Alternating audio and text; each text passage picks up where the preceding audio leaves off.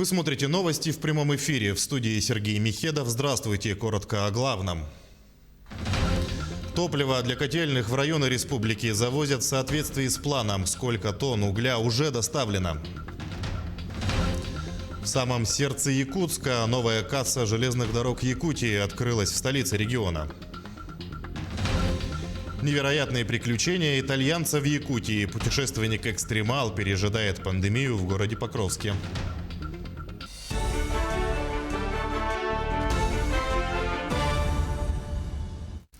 Специалисты восстановили теплоснабжение в селе Сумтар после наезда машины на теплотрассу. Аварийно-восстановительные работы завершили примерно в полдень по местному времени и запустили поврежденный участок теплосети. Котельная работает в штатном режиме. Восстановлено теплоснабжение в двух домах по адресам Советская, 73 и Строителей 2/1. Напомним, ранним утром из-за наезда на теплотрассу автотехники произошла аварийная остановка работы котельной номер 8. Этот источник отапливает 5 многоквартирных двухэтажных домов и 2 частных жилых дома. Прорыв был сложный, в гильзе погнула трубу, значит, вода, откачивали, и вот бригада отработала, на мой взгляд, хорошо. Ветку перекрыли, котельную запустили, но прорыв устраняли достаточно долго, потому что был достаточно сложный. И вот почти более 5 часов устраняли аварию. Последствия минимизировали. В жилых домах были установлены тепловые пушки. И за короткий срок температуру восстановили. В районы республики завозят топливо для котельных ГУП ЖКХ Якутии в соответствии с планом. На сегодня до котельных в Наслегах доставлено более 50 тысяч тонн ресурсов, в том числе 49 тысяч тонн угля, 247 тонн нефтяного и 2800 тонн газоконденсатного топлива. В пиковые периоды перевозок, которые приходятся на февраль-март, предприятие планирует задействовать до 670 единиц спецтехники. Всего в период действия зимнего сообщения запланировано перевести до мест назначения порядка 570 тысяч тонн топлива. Также известно, что автозимники с допустимой грузоподъемностью откроются в январе. Сегодня идет в завершающем этапе наша договорная кампания с поставщиками. По перевозке мы объявились, 4 конкурса будет. Это по 3 видам топлива. В этом году план у нас 569, в том числе 149 тысяч тонн. Это с тех перевалочных пунктов, где мы летом в навигацию завезли.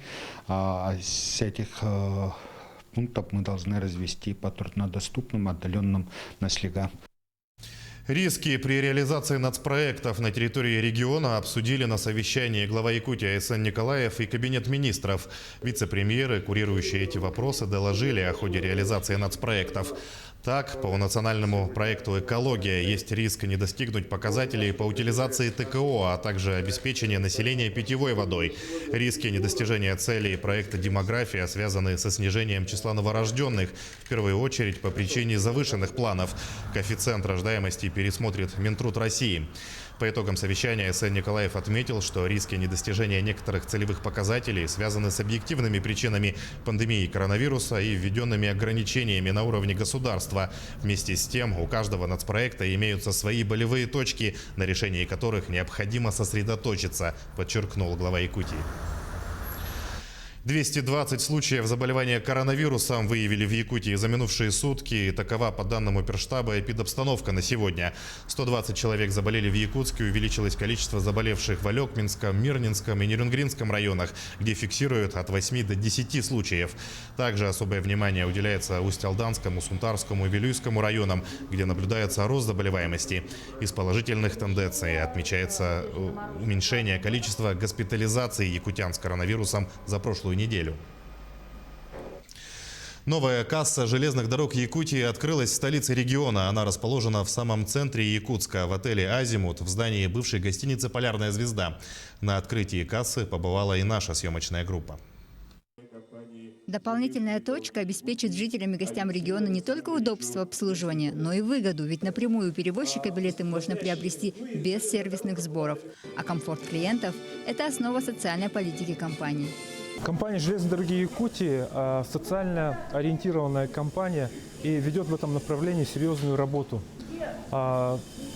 Железная дорога в 2019 году пришла до Нижнего Бестяха, и мы обеспечили доставку пассажиров с Нижнего Бестяха до города Якутска. Поэтому мы открыли железнодорожную кассу здесь, в центре Якутска.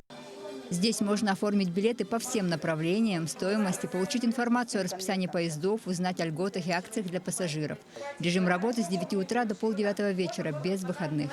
Счастливая покупательница первого билета получила от компании приятные сувениры и подарки. Приобрела билет до города Благовещенска, Якутск-Благовещенск, Благовещенск-Якутск.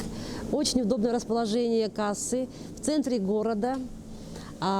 Могут приобрести билеты так же, как и местные жители, так и кто приезжает к нам в Республику Саха. Для того, чтобы избежать сложностей по переправе через реку Лену, а также для стыковки с рейсами российских железных дорог, компания планирует в декабре обновить график движения. Мы с 13 декабря применяем график движения поездов, удобный для пассажиров. Поезд прибывает в 12:26 дня и отправляется в 17:30. На сегодняшний день из Нижнего Бестяха ходят вагоны без пересадочного сообщения до Благовещенска и Хабаровска. И уже в декабре планируется запустить такой же рейс и до Иркутска. Анна Васильева, Анатолий Гоголев, Якутск. Школу-сад на 120 мест построят в селе Сайды Верхоянского района в 2023 году. Строительство объекта входит в республиканский инвестиционный проект. Предварительно возведение обойдется в 2,5 миллиона рублей. На первом этаже здания разместят универсальный спортивный зал, учебные классы, гардеробную, столовую, мастерскую, медицинский кабинет, технические залы, а также спальню. На втором этаже планируют разместить кабинеты директора, учителей, психолога, библиотеку, зал для уроков физкультуры и музыки, а также учебные классы. На середину декабря намечены общественные слушания по поводу экологической безопасности при строительстве. Президента детской организации «Республика Шкит» выбирают в Хандекской средней школе Тампонского района, что входит в полномочия юного лидера, узнала Мария Винокурова. Борьба разгорелась между двумя кандидатами, семиклассницей Еленой Сергиенко и десятиклассницей Софьей Гордеевой. Обе активистки, у каждой грамота за участие в жизни школы, олимпиадах и конкурсах. Избирательная комиссия, урны, бюллетени, тайное голосование, процедуры, аналогичные российским выборам. В этом году из 257 избирателей, внесенных в список на момент окончания голосования, приняли участие 208 избирателя. Это учащиеся с 5 по 11 классы. Выборы президента для нас – это очень важно, ведь именно от этого зависит, какими будут следующие 2 года нашей школьной жизни. Мы, как члены комиссии, подошли к этому очень ответственно. На протяжении нескольких часов следили, чтобы все было четко и по правилам. Кандидаты в президенты накануне выборов представили свои программы. Они предлагают создание конфликтной комиссии для решения проблем школьников, а также анонимного почтового ящика для учеников, внедрение программы помощи по улучшению успеваемости, запуск школьных новостей. Я голосовала в первый раз. Приходили мы всем классом. Было очень волнительно. Я думаю, что выбрала достойного человека. Я голосовала те, кто помладше, потому что, чтобы она дольше работала. Я не голосовал за кто побольше, потому что она работала бы 1 год, а потом были бы еще раз выборы. 65% из принявших участие в выборах проголосовали за Софью Гордееву, 34% за Елену Сергиенко. На днях будет объявлен новый состав президентского совета, а в начале декабря состоится инаугурация президента детской организации «Республика Шкит» Хандекской средней школы. Мария Винокурова, Хандыга, Тампонский район. Сегодня в Якутии отмечают День Улон-Хо. Ровно 15 лет назад в ЮНЕСКО признали якутский народный эпос шедевром устного нематериального наследия человечества. Как отмечают культуроведы, интерес к эпосу в обществе возрос. Сейчас его изучают с детского сада. Все ключевые события в честь декады Улон-Хо в этом году пройдут в онлайн и телеформатах. Телеканал НВК Саха покажет тематические передачи и постановки. Невероятные приключения итальянца в Якутии. В городе Покровске Хангаласского улуса пережидает пандемию путешественник-экстремал Лоренцо Бароне. В начале этого года он на велосипеде добрался из Магадана до полюса холода Аймекона и затем до Якутска. Сейчас отчаянный итальянец планирует покорение Анабарского улуса. Встретилась и побеседовала с ним наш корреспондент Виолетта Засимова. Лоренцо Барони всего 23 года, а он уже успел посетить 43 страны и проехать на велосипеде в жару и в мороз 64 тысячи километров. В Якутию Лоренцо прибыл, чтобы осуществить свой личный проект – пересечь полюс холода, который он успешно завершил 7 марта. Но вдруг грянула пандемия, границы закрылись, и Лоренцо решил поближе познакомиться с российским севером и заодно наметить новые проекты. Когда я ехал с Семякона в Якутск, узнал от родных, что в Италии довольно-таки серьезные обстоятельства с коронавирусом происходят. И я решил отправиться на озеро Байкал, потому что это была моя мечта.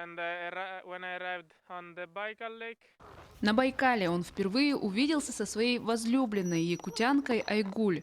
Вместе они преодолели 120 километров пешком по льду легендарного озера и отправились пережидать пандемию в ее родной город Покровск.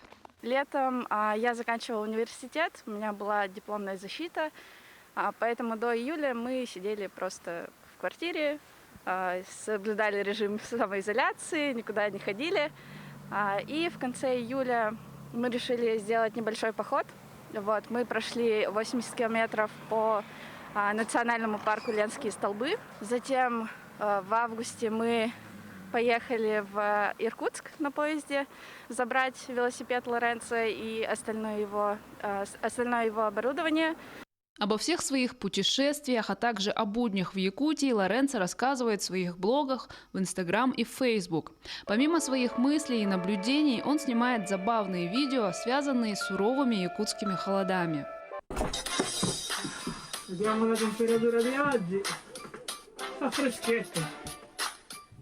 No, mi si sono congelati gli spaghetti.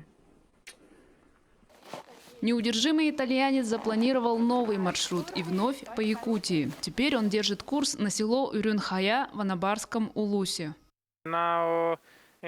Через 20 дней я планирую отправиться с Якутска в Мирный, затем до Юрюнхая, Анабарского Улуса.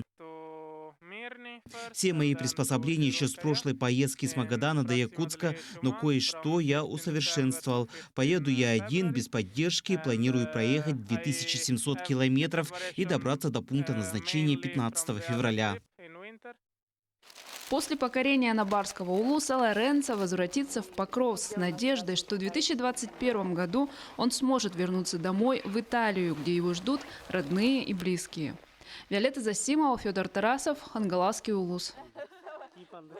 Наши корреспонденты следят за развитием событий. Берегите себя, не забывайте носить маску. Оставайтесь с нами.